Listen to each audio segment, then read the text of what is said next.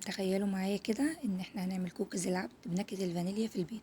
مش بس كده، ده احنا هنعمل بالكوباية وبالجرام كمان، بمكونات سهلة جدا جدا وبسيطة جدا، وبأقل خطوات ممكن نعملها.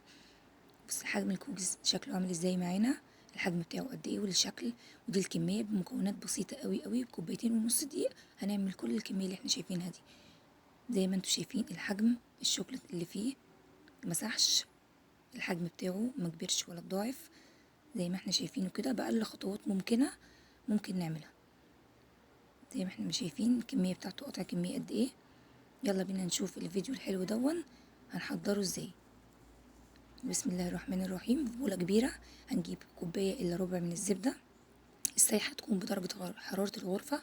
هنقطعها وهنضيف عليها كوباية الا ربع من السكر. الزبدة 175 جرام، والسكر هتكون 150 جرام، دي بالجرام. هنضربهم في بولة نضيفة، هنضربهم جامد. اهم حاجة ان السكر ما يكونش حبيبات علشان الكوكيز ما يفرش مننا. هنقعد نضرب فيها لحد حجمه ما يتضاعف، ويكون اللون الزبدة مع السكر فتح شوية مننا.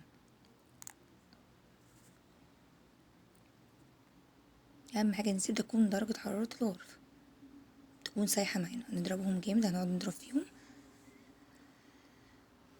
لحد ما اللون بتاعهم هنلاقيه اتضاعف وبدأ يبقى فاتح او هشو كريمي خالص، او الحجم هيبدأ يتضاعف مننا مع الضرب. هنقعد نضرب فترة كبيرة لحد اللون ما يدي اللون دون. وهنضيف عليه بضاية بدرجة حرارة المطبخ. البضاية ما تكونش من التلاجة، ومعلقة صغيرة فانيليا. البضاية ما تكونش من التلاجة علشان خاطر الزبدة ما تفصلش مننا، لازم تكون البضاية برا التلاجة. ولو في التلاجة موجودة عندنا متعانة في التلاجة، نسيبها شوية برا التلاجة، نستعملها بعديها بساعة بفترة عشان ما تفصلش الزبدة مننا. وهنضيف عليها ربع كوباية زيت. الزيت يكون ملوش ريحة ولا ليه طعم، زيت فاتح يكون بدون ريحة او طعم. زي ما احنا شايفين كده هنضربه جامد قوي، نضرب كل الكلام ده لحد اللون ما فتح معانا وبقى كريمي قوي قوي خالص. زي ما احنا مش شايفين ضربنا جامد. ونجيب في بولة نضيفة المكونات الجافة، اللي هي كوبايتين ونص من الدقيق، والكوبايات بتاعة الشاي العادية.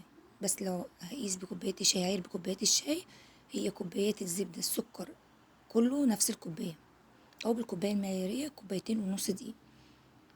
هننخله عشان ما يكونش فيه اي تكتلات او يكون فيه اي شوائب.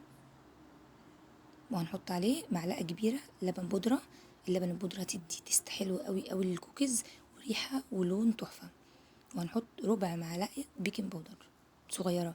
وهنقلب المكونات الجافة على بعضها وهنحطها على المكونات السايلة. هنجيب المكونات السايلة وهنضيفها عليها زي ما احنا مش شايفين كده، وهنقلب كل الكلام اللي احنا حطيناه ده، الدقيق والسكر والفانيليا والبيض. هنقلب مش هنعجن، اهم حاجة ان ما يتعجنش. احنا بنقلب حركات، بنلف ايدينا كده، حاجات بسيطة قوي قوي، ان احنا بنخلط المكونات الجافة بالسايلة من غير ما نعجنه، عشان لو اتعجن هيعضم مننا وهينشف. زي ما احنا شايفينه كده اهو، مظبوط، القوام بتاعه مظبوط جدا بعد التقليب والعجن اهو. بعد التقليب اهو، انا بعملها بين كفوف ايديا وبنعمها. هنعملها، اعملها الحجم اللي انت عايزاه، الحجم صغير الحجم كبير، بس هي كده لسه حجمها هيزيد بعد ما تخش الفرن. حجمها بينفش بسيط عشان انا مش مزوده بيكنج باودر كتير، اهم حاجه ربع معلقه بس بيكنج باودر، فالحجم بيتضاعف سنه بسيطه قوي بعد التسويه. بكورها بين كفوف ايديا اهي زي ما احنا مش شايفين. نظبطها اهي على ايدينا ونحطها في الصينيه. الصينيه الومنيوم عشان تسويه الالومنيوم بيكون افضل بكتير من الصاج. صاج الومنيوم، صينيه مدوره الومنيوم، اي حاجه المهم تكون الومنيوم اهي. اللي مش عارف برضه يبططها في الصينيه ببططها على ايديا عادي. نجيب الشوكليت بتاعتي دي اهي، انا جايباها متقطعه كده من عند مستلزمات اي حد بيبيع مستلزمات حلواني، تكون موجوده وجاهزه معانا زي ما احنا مش شايفينها كده. هي متقطعه مكعبات، هي دي بتاعت الكوكيز. في الشوكليت شيبس اللي بيعوز يعمل بيه، وفي دي المتقطعه جاهزه اهي، عشان يبقى صعب تقطعها في الشتاء. زي ما احنا مش شايفينها اهي قدامنا. بحطها على كوكيز، حطي بالكميه اللي تعجبك، والحجم برضو اعملي بالحجم اللي يعجبك، بس هو ده الحجم يعني المظبوط اللي هيطلع لك وحده الكوكيز زي بتاعه المحلات بتاعت بره. 4 بقى 5 عدد الشوكولات اللي انت عايزاه. لو مش عندك الشوكولات دي هاتي شوكولاتة كبيرة وقطعيها، بس تكون بتحتفظ بالشكل بتاعها ده بعد ما تخش الفرن، ما تكونش بتسيح عشان ما تسيحش مننا. احنا هندخلها الفرن وهنخرجها وهي الشوكولاتة زي ما هي كده، الشكل بتاعها زي ما هو. نحطها برضو على ايدينا هنا اوريكم الشكل. اللي بتشكلي على ايدك شكلي في الصينية، هو الشكل في الاخر اهو، هيديك الشكل اللي انت عايزاه. عايزة تكبريها هي هتبان لك دلوقتي ان هي صغيرة، بس بعد كده خلصت الصينية كلها. هيدي الفرن على درجة حرارة 180، اسويها